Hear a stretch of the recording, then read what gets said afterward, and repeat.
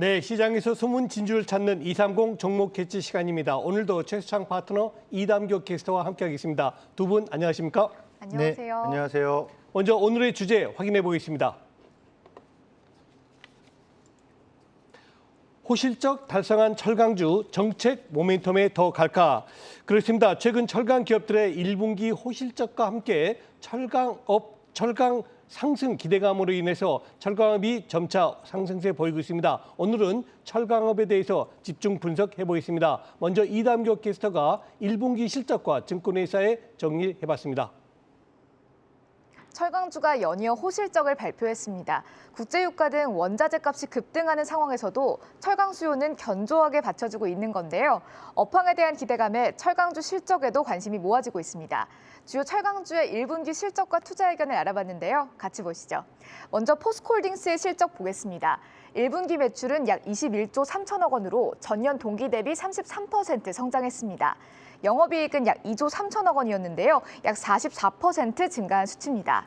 포스코홀딩스는 잠정 실적 발표 때부터 호실적이 전망됐었죠.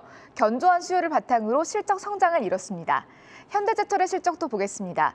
매출이 6조 856억 원을 기록했고 영업이익은 6,117억 원이었는데요. 특히 영업이익이 눈에 띄는 성장을 보였습니다. 전년 동기 대비 약 106% 성장했습니다. 다음은 주요 철강주에 대한 증권사 의견 보겠습니다. 먼저 동국제강에 대한 의견입니다. 신한금융투자는 동국제강이 철근에서 고철 가격 인상분과 전력 비용 추가분을 판매 단가에 반영했다고 설명했습니다. 그로 인해 1분기 실적이 전망치에 부합할 것이라고 밝혔는데요.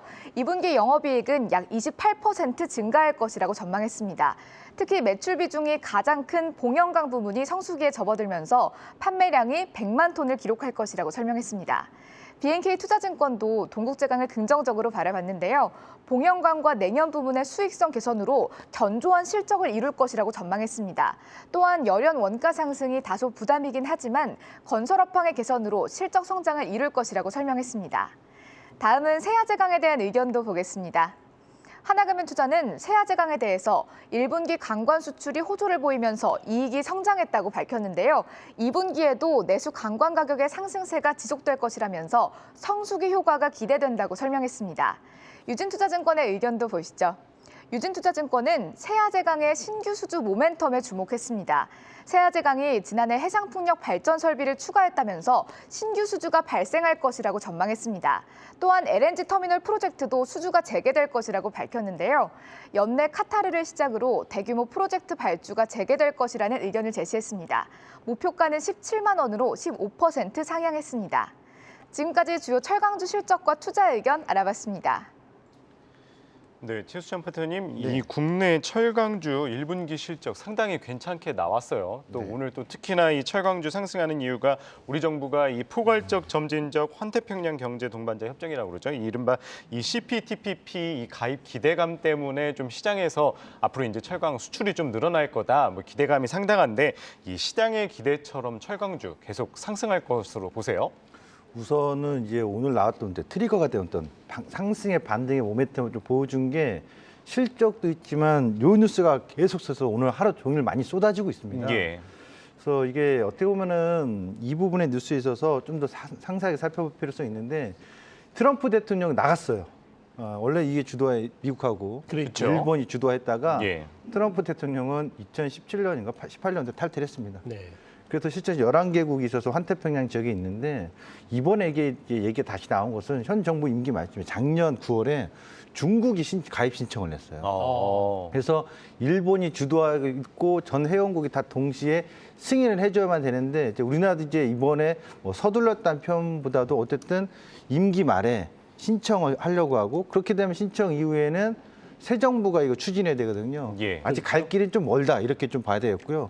꼼꼼히 좀 더 따져보면 과거에는 분명히 세계화가 맞습니다. 90년대, 2000년대. 근데 지금은 세계화보다는 자국 산업을 더 보호하려고 하거나 아니면 동맹국가죠. 예. 그러니까 최근에 보면 예전 FTA가 아니라 이 용어들이 상당히 많이 나오죠. 오늘 같은 경우도 CPTPP. 원래는 TPP였습니다. 근데 미국이 그렇죠. 나간 다음에 일본 맞습니다. 주도하는 예, CP로 이제 바뀌었죠. 바뀐 건데 또 최근에 미국 같은 경우 추진하는 게 IPEF라고 해서 또 추진하려고 하거든요. 그러니까 동맹 국가에 대한 어떤 이 혈맹이랄까 이런 식으로 이 국제 무역기구를 계속 만들려고 하다 보니까 예. 과연 이것이 효과가 과연 더 있느냐 여부예요. 그리고 실적으로 미국 시장으로 더 진출했는데 중국이 들어오면서 무관세 형성이 되면 산업별로 피해보는 업종도 꽤 많을 거고 수혜보는 업종도 있을 텐데 일단 이것의 트리거가 된 건 맞습니다만 이것으로 인해서 철강주가 지속 상승할 것이다라는 것은 아직은 어불성설이다. 이렇게 좀 봐야 될 것 같고요. 예. 근데 철강주가 이렇게 상승 나오는 모멘텀은 이 부분보다는 가격 인상이 중요합니다. 그러니까 자동차든가 가전 쪽에는 벌써 가격 전이를 했거든요. 그래서 그렇죠. 원자재 가격이 올라왔던 원가 부담이 있어서 충분히 가격 전이를 했기 때문에 그 긍정 효과가 좀 반영이 되고 있다고 봐야 되겠고 분명 1분기 실적도 상당히 좋게 발표됐죠. 현대제철의 철강주 외에도 지금 현대제철도 아까도 실적 발표 다 들으셨겠지만 다른 기업도 상당히 실적이 좋거든요. 네. 1분기 예. 실적이 상당히 좋은데 2분기에도 좋을 가능성이 있느냐 여부인데 가격 인상을 했기 때문에 이 부분 일정 부분은 계속해서 반영이 될 것이다. 이제 조선 우파는 여전히 아직 협상을 하고 있습니다만 이 부분도 실적으로 긍정적으로 나타날 가능성이 높아서 당분간은 이 뉴스 다시 말하면 CPTPP에 대한 뉴스보다도 실적 가격 전이 현상에 대한 부분이 주가 상승 모멘텀으로 작용할 가능성이 좀 있다 이렇게 보시면 좋을 것 같습니다. 네, 그렇군요. 자, 우리 1분기에는 이미 뭐 우크라이나, 러시아 사태에도 불구하고 철강업종 좋은 실적 발표했습니다. 네. 문제는 이제 2분기입니다. 자, 4, 5, 6월 달 2분기에 과연 철강업종에 영향 주는 변수, 팩트가 무엇이고 2분기에도 실적 좋을지 전망 부탁드립니다. 그러니까 2분기가 이제 중요해졌잖아요. 그렇죠. 예. 이게 이제 변수가 많아요. 많죠. 정말 많은 게 아까 가격 철강 인상 얘기했잖아요. 네. 그렇죠. 우선은 최근에 철강주들이 또 하나 모멘텀인 게 그 우크라이나의 그 철강 산업단지죠. 아우조브스탈인가요? 우크라이나, 예, 아우조스탈이죠. 예, 예, 예. 거기가 이제 파괴가 되는 이제 전략을 나오다 보니까 네. 그렇다면 엄청난 파급 효과가 있어서 철강 가격 공급이 부족할 수 있다. 그렇죠. 뭐 이런 부분에 있어서 기대 효과가 좀 있는 것도 있고 또 인플레이션이 계속 우려되잖아요. 연료탄, 그러니까 유연탄이라고 부르는데 이 유연탄의 가격이 3월 달에는 톤당 400달러까지 올라갔다 최근에는 326달러 정도 내려왔습니다만 예. 여전히 비싸거든요.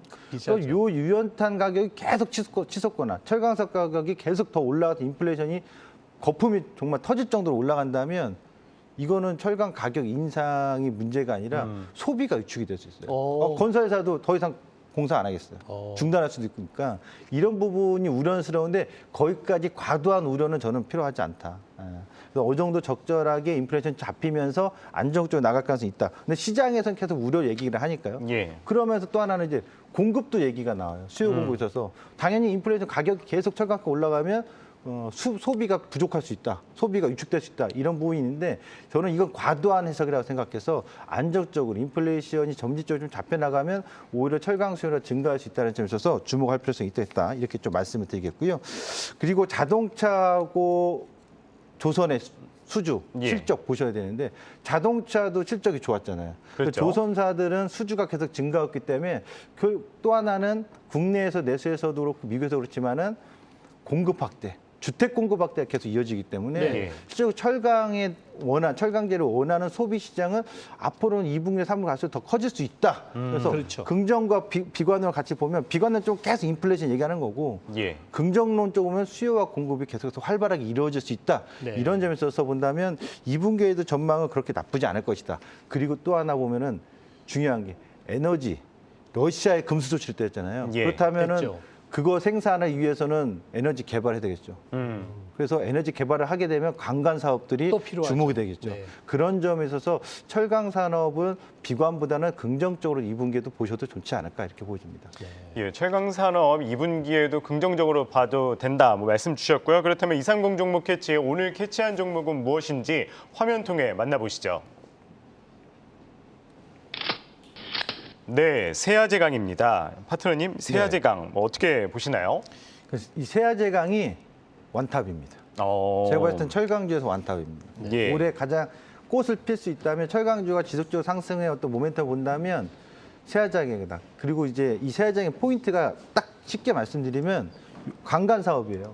이 관광 사업인데 공교롭게도 미국에서는 자국산 철강을 보호무역을 때리면서 자국에서 생산하는 거를 우선 소비를 하잖아요. 우선 대우를 해주는데 휴스턴에 생산 공장을 보유하고 있습니다. 그래서 휴스턴의 생산 공장을 보유하고 있는 과정에서 최근에 에너지를 개발하는 품, 그것은 러시아 금수저지 때문에 미국 내에서 최근에 관광 관련된 투자 사업들이 계속 확대되고 있거든요. 예. 결국 이것이 지금 선반영되고 있다 이렇게 보시면 될 것 같고요. 이런 부분에 있어서 세아제강이 지금 신고가를 기준으로 좀 나오고 있습니다만 제가 볼 때는 2분기에도 또 한 번의 신고가를 충분히 낼 수 있는 가능성은 더욱더 높아지고 있는 거 아니냐 이렇게 좀 보여집니다.